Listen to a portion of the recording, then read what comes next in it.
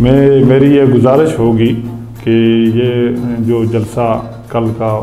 पाकिस्तान मुस्लिम league का जलसा हो रहा है, इस जलसे में भरपूर शिरकत की जाए और हमारे नौजवान बुज़ुर्ग, मैं समझता हूँ कि हमारी माएँ बहनें वो सब इस पर दिलचस्पी लेती हैं, क्योंकि इस वक्त पाकिस्तान में माँओं बहनों को अपने घर में बजट बनाने की पोजीशन में नहीं है, वो अपना बजट नहीं बना सकती। फिर इसके अलावा जो लोग सर्विसेज पे हैं, नौकरियों पे हैं, वो उनका बजट नहीं बन सकता। और जिन लोगों के पास सर्विसेज काम है नहीं है, तो उनकी तो हालत ही ख़राब हो चुकी है, ज़िम्मेदार की हालत ख़राब हो चुकी है। तो इस वजह से अब यही एक रास्ता है, इस हुकूमत को ख़त्म करने के लिए एक ही रास्ता है कि हम मिल के इकट्ठे होकर इत्तेफाक इत्तेहाद के साथ इस जलसे को कामयाब करें। अगर मानसरा के अवाम, मानसरा के लोग इस हुकूमत से परेशान हैं, इस महंगाई से तंग हैं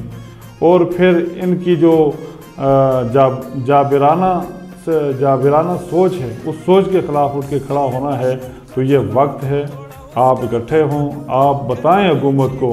कि इंशाअल्लाह मानसरा के अवाम ज़िंदा हैं और वो कभी भी इस हुकूमत को नहीं मानेंगे। इंशाअल्लाह वो इसको चलता करेंगे और उसके लिए 18 नवंबर के दिन इंशाअल्लाह पाकिस्तान मुस्लिम लीग का साथ दें और पाकिस्तान मुस्लिम लीग के इस जलसे में हर मुमकिन शिरकत करें।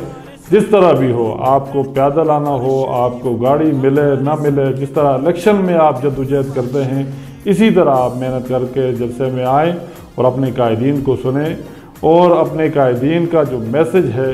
वो मैसेज पूरे ज़िला में फैलाएं, ताकि ये जलसा कामयाब हो और फिर ये जो हुकूमत है ये ख़त्म हो